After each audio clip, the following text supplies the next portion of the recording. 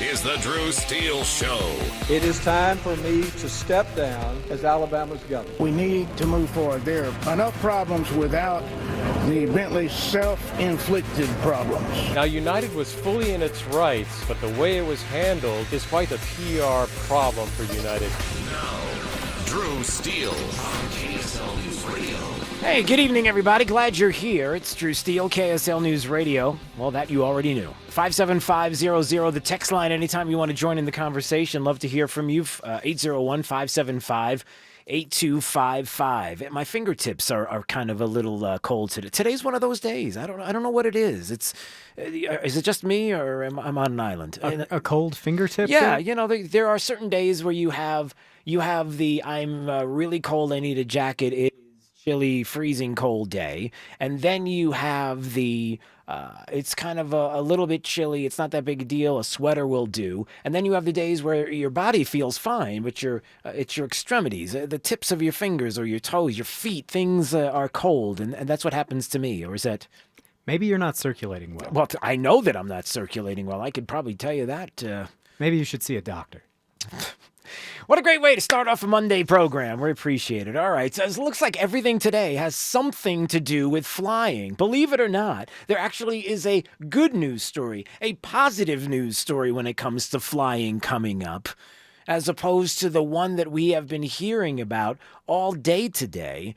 A passenger that was dragged kicking and screaming off a United Airline overbooked flight. I'm not sure if it gets any more outrageous than this. When I first saw this video, and if you go to our app, if you go to the KSL News Radio app, you'll be able to see and watch a little bit of the video that we'll be talking about right now. And if you go to our Facebook page, facebook.com/Drew Steele KSL, you can watch the video there as well. When you're looking at this and just listening to this. Can't they rent a car for the pilots? Now, this passenger, right? This United passenger is sitting there, and it feels like there's something missing, right? All of a sudden, there are three guys that drag this individual off the plane. Oh my God. That's the passenger screaming like that. Did you know that he was yelling and screaming like this as he's being dragged off? Oh my God. No. And he's bloody. He's got a bloody lip, and all because the airline overbooked. I mean, it's almost hard to believe, but that's the story. This unidentified man, who some say, I guess he was a doctor making his way to Louisville, Kentucky, and was dragged off this flight in Chicago before a flight to Louisville, trying to make room for 4 of the United Express employees on the Sunday evening flight. I guess they needed to get there to Louisville to work, and they wanted to get them on this flight. You know, why were they so desperate to get them on the flight? Couldn't the drive be made from Chicago? I mean, how far is Chicago to Louisville? Can we look that up? Hey, Keith, look that up for me, all right? The distance between Chicago O'Hare Airport and Louisville, Kentucky. I mean, what is... I just drove this weekend to Las Vegas. I don't gamble or anything. The family said, hey, you want to go to Vegas and see what it's like? Why not? So we got in the car and we drove. And it was 6 hours. Well, yeah, about 6 hours to get there.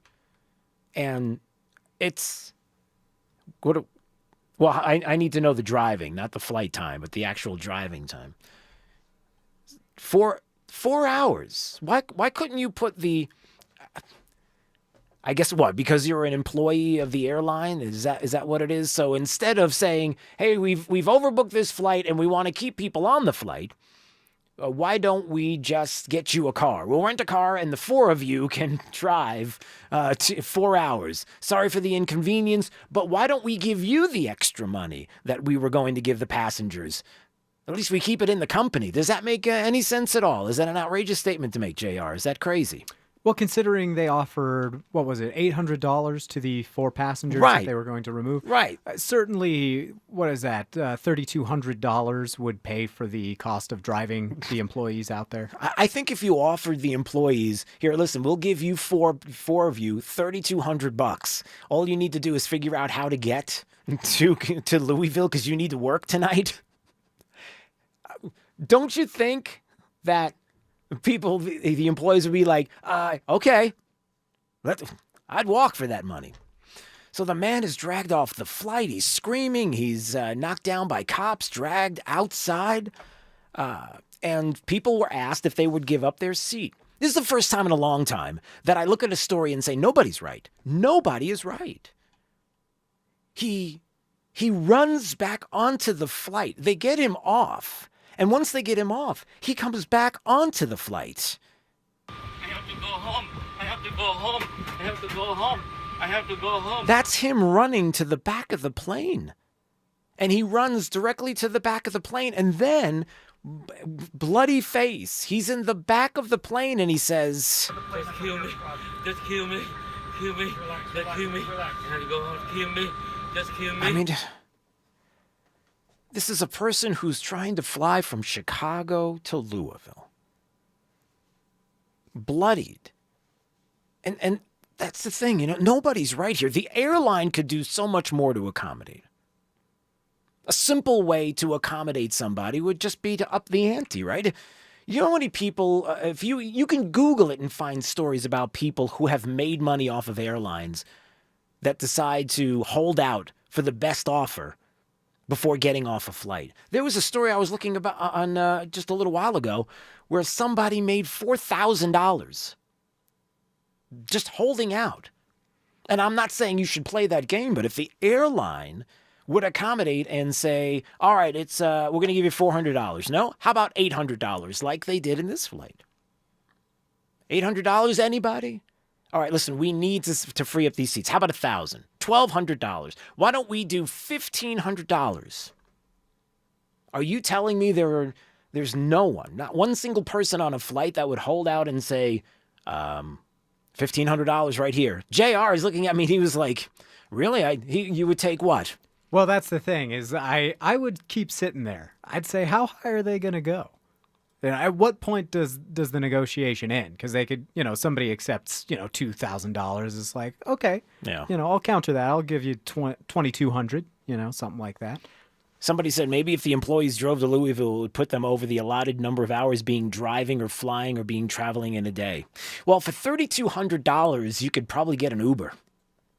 I'm just saying, check that out, Keith. Uber, Chicago Airport to Louisville. What's an Uber cost? I'm just saying, there are ways to accommodate everything in life. We live in a world right now where people will not accommodate, where people do not accept accommodations in so many different ways, even in politics. How many times we talk about this? How many times have I said this, JR? A million times. I've talked about the medicinal marijuana issue here in the state of Utah. You're telling me we can't quantify how many people need it, and then once we know who needs it, we make accommodations for these people alone and not have to change laws and overturn everything in the state politically. We have to overturn everything for how many people? It's $450 to take an Uber from Chicago O'Hare to Louisville.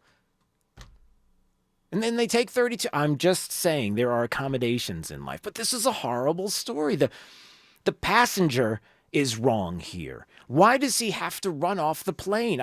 I know that there was a passenger that was interviewed by Jake Tapper, CNN, just a little while ago. Somebody who was sitting on the plane and describing some of what was going on the flight. And I think he said, if I'm not mistaken, I think he said that as he describes what happened specifically, I think he made mention to the fact that they were offered money before, and then they agreed to it, and they agreed to leave the flight. But the problem was that he's a doctor, and he needed to get there first thing in the morning, and the only flight that was available was 2 a.m. Is that what he said? Yeah, one of the attendants came up to the front of the plane, let us know that 4 personnel needed to be in Louisville that night because they had work the next day, and so they needed to make room. Asked for 4 volunteers, and there was no volunteers, so they basically said if we're not leaving until there's 4 seats opened up for these personnel. So they're asking for 4 volunteers, and if we don't get 4 volunteers, then we're going to have to open up the seats. I'm telling you, I know human nature. I know how people operate. It's not a bad thing. I'm not saying and suggesting that every person can be bought, but I'm telling you, if there are 150 people, 200 people on an airplane, there are 4 people there that will take $1,000 a pop to get off the flight. I'm just saying there will be. At least give it a chance.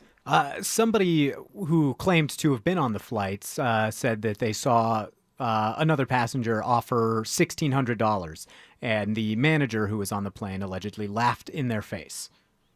So they wouldn't. They wouldn't. They wouldn't offer the 16. They wouldn't negotiate. Right. Basically. In other words, they said, "I'll take if you give me $1,600, I'll get off the flight." And the person kind of laughed because they weren't going to do that. But there have been times in the past where airlines have. And it took about 10, 15 minutes until they decided to go ahead and make the decision for us. And so one of the attendants left. She came back with 4 slips with the seat number and name, and started going to those seats and just basically tell them, we chose you, you got to get off the plane. We chose you, you have to get off the plane. 57500, the text line. I don't know why humans can't recognize human suffering in someone else and put ourselves out a little to make someone else comfortable. Well, it seems to me that that comfort level, when you're looking at somebody who didn't want to get off the plane, could not get off the plane, and was that emotional to the point where they ran this doctor. I guess he's a doctor. We haven't confirmed who this person is, if he really is a doctor or not. I guess there are people that are claiming that he is. But when you have a person that is dragged off a flight and then somehow escapes the clutches of whoever outside the gate and runs back on the plane, and he's saying, I have to go home. I have to go home. I have to go home. I have to go home. I mean, this emotional stress, why? Again, it's just common sense, and it's about accommodation. Right, how much will they pay for bad press in the lawsuit? Exactly. And I think the passenger on the plane who was on there was talking about some of the aftermath of this, right? And in fact, actually, he volunteered, him and his wife, they volunteered initially for a second, but once they found out that the next flight wasn't until today at 2:30 p.m., he said, I can't do that, I got to be at work. Okay, so he found out that it was going to be at 2:30 the next day, and he said he can't do it, he's got to be at work. Now, I don't work for the airlines. I just play that at home. It's a whole other story. But the fact is that you can't tell me that an airline, if they take 4 passengers off and they're going to pay them an extra $1,000, $1,600, $2,000 or whatever to get off a flight, that they can't find another airline someplace in the building. You're in Chicago O'Hare. I'm just guessing that there's probably one flight in the whole airport that's going to make its way to Louisville that night. The suggestion is there's not one flight? Not one? The next flight was 2:55 the next day. And that was not on United. That was anybody's flight. As far as I have discovered. All right. Well, let's talk about this a little more. 57500, the text line. Get your thoughts on this coming up.